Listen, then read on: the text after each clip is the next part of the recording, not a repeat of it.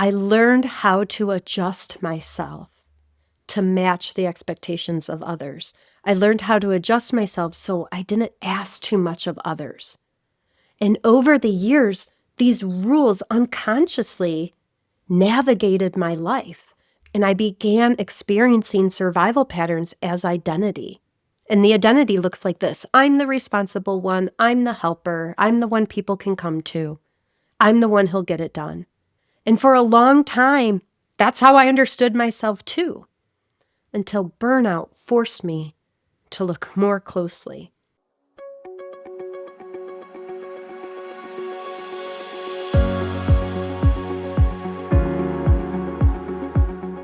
Welcome to Reweaving Systems from Nervous to Regulated. I'm Jana Shalom, educator, system weaver, and our full-time master regulator.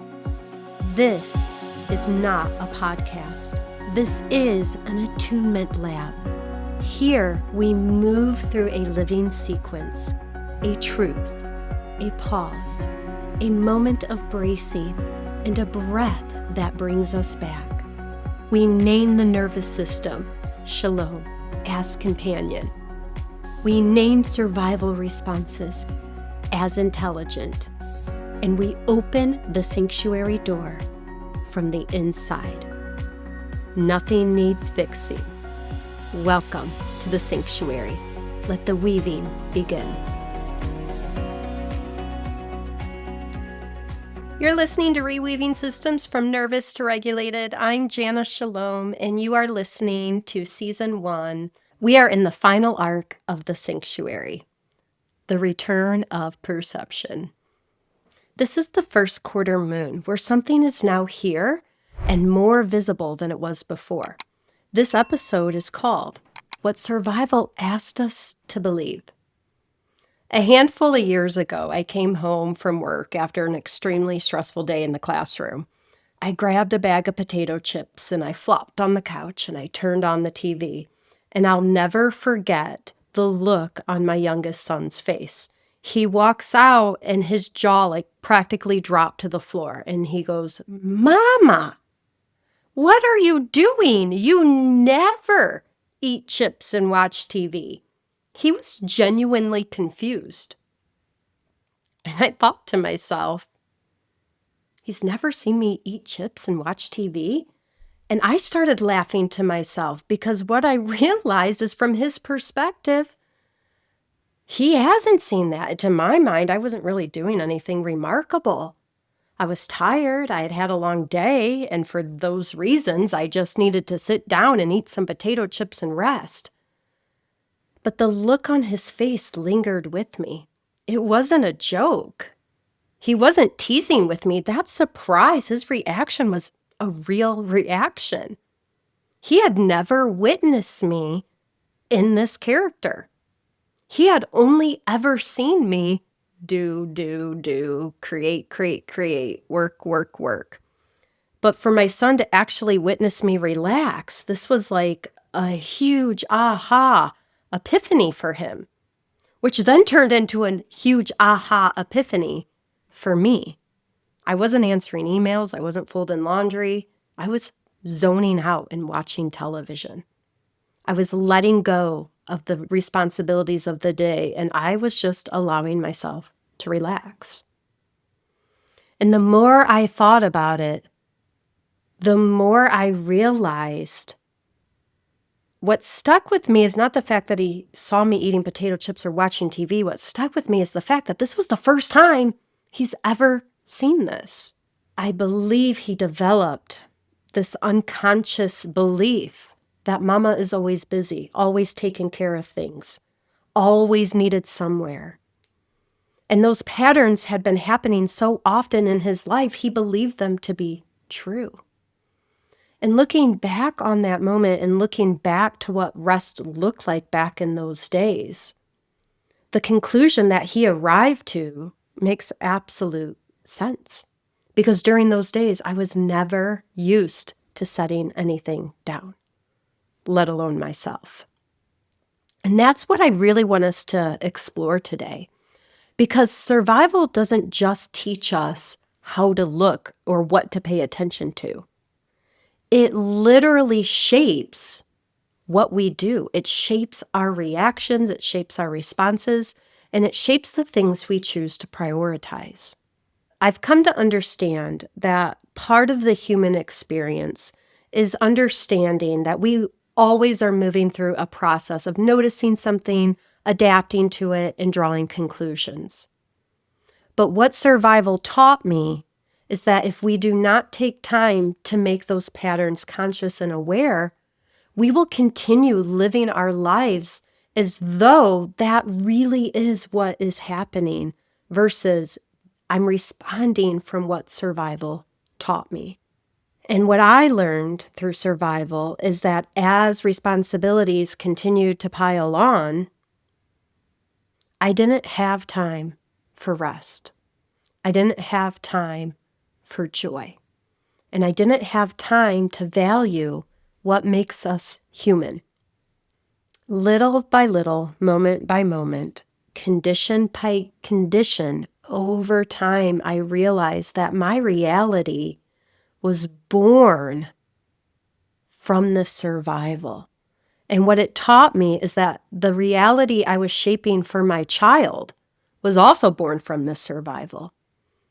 Even though he was not experiencing the same type of situations I was experiencing, he was experiencing the result. There's like this hidden rule. Make sure to take care of yourself. And while it's a beautiful, wonderful thing that we do need to do, we also have to understand that choosing that consciously goes against what survival taught us. Because survival taught us keep functioning, keep belonging, keep doing the things that you need to do, because that's what's most important. And what surprised me as some of these patterns began to untangle is how much of my personality was actually born from these rules. Not necessarily handed down, but born from this concept that I will find belonging through my survival responses. And I began organizing so much meaning around those responses, to the point where I prepared to prevent someone else's disappointment. I prepared for how somebody might interpret something I'd say. I would write something, and this is actually a true story about how I write. When I write, I just allow it to free flow. Whatever comes out, comes out. But then what my survival patterns taught me is that I need to go back through, soften this piece. Ooh, shave the harshness off of this end. Ooh, rephrase this so it lands softer for someone else. I learned how to adjust myself to match the expectations of others. I learned how to adjust myself so I didn't ask too much of others. And over the years, these rules unconsciously navigated my life. These rules unconsciously informed the way I was experiencing the world. And I began experiencing survival patterns as identity. And the identity looks like this. I'm the responsible one. I'm the helper. I'm the one people can come to. I'm the one who'll get it done. And for a long time, that's how I understood myself too, until burnout forced me to look more closely. During burnout, I discovered I wasn't just tired. I had spent my life living as fractions of myself, as different people in different environments. This is a form of masking, which is something that a lot of neurodivergent people do. You know, we mold ourselves to fit into an environment. And like many of us, I learned that there were some parts of myself that were easier to receive than others. And the parts of myself that weren't as easy to receive, it would be best if I cut them off, siphoned them out, changed them up. Over time, my personality adapted and shaped to the point that I didn't even know who I was. What I could tell you is what survival became. And what survival became was the way that I viewed experiences. It became the lens on how I interacted with people. It became the template for how I connected with other humans. As humans, we are remarkably attentive at the conditions around us. We learn what works, what keeps us close, what keeps us safe, and we learn what pushes us away and what creates distance. And oftentimes, when survival-based character skills arise, as in being the helper, as in being the one who will fix everything, we become accepted for that. But when it becomes too heavy for us to hold on our own, and we try to set it down, the same expectations that got us there are still required. At least for a while. At least until we can show up enough in this new version that people realize they cannot depend on that old version that functioned out of urgency, out of productivity, out of wanting to belong. Those adaptations make sense. And many of us, we learn to navigate difficult conditions. We learn how to navigate it while carrying environments that were formed in survival. But every adaptation, every time we adjust something in us, it has a cost. It has a cost because that strategy organizes our attention somewhere else. And what takes our attention then allows for less attention towards what we actually want. For years, I thought the true cost was exhaustion. I was bone deep exhausted. But when I look back on it now, I see something else was happening. I was physically present in my life, though my attention was not. In my head, I was reviewing, planning, anticipating, trying to be one step ahead. My mind constantly moving, constantly pulling on another thread, figuring out what needs my attention, responding to messages, making sure other people are okay. And yet, in the background of my life, the things that were right in front of me, the things that really mattered, were not getting my presence. They were not getting my attention. Ordinary moments where my children are being silly, or when my child learned a new magic trick, or another child told a joke, I realized I was not fully present during those moments. And there's a significant amount of grief in naming that because those days are gone. My kids are not young like that anymore.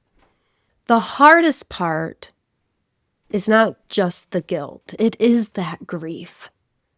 The grief of realizing that I was not who I wanted to be. I was someone who was shaped and formed through survival.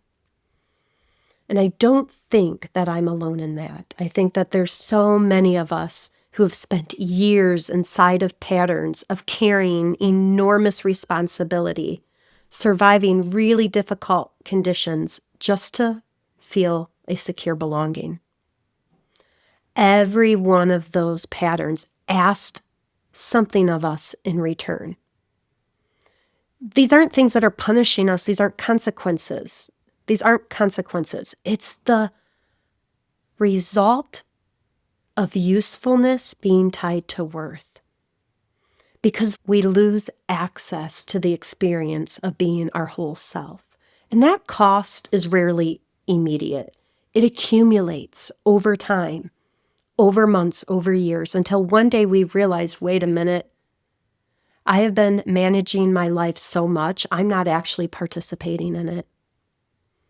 And I've spent a lot of time noticing these patterns in my life and being curious about things, curious about what arose from these patterns, curious about what went wrong from these patterns, and curious about what has been incomplete because of these patterns. For many years, I felt as though I had to handle things myself. And what I'm realizing is in this next stage of life, I no longer want to align myself in hyper-independence. I want to align myself in mutuality. And survival has made it difficult for true mutuality to emerge because of some of these limiting beliefs I've had, that if I hand the baton to somebody, they're not going to pick it up. And I will say some of that was conditioned. I've handed the baton to people and they haven't picked it up, which taught me this type of hyper-individualism. The curiosity I'm talking about widens the frame, and it makes room for us to see more of the view of what survival took, and more about that, the remarkable ability that survival had in narrowing our focus, on keeping our focus limited to a certain set of things. It's very important that we begin to identify these things and unravel them and name that these developed through an essential process. We were trying to survive, but that those processes do not need to continue to organize our life. And we can recognize when our attention is being captured through survival, urgency, productivity, and when it's being captured through our presence, through genuine connection, and through genuinely sharing who we are, not fragmented pieces of us. And now it's time to set the threads down for today. As we come into the full moon, something continues. We are going to notice and we are going to make meaning, because over time, meanings begin to feel like truth. We will walk this together during our next episode, which is titled, Survival Changes What We Can See. Because what we believe eventually shapes how we move. And what's coming into view doesn't need to be followed anymore, only noticed. The loom holds as it gently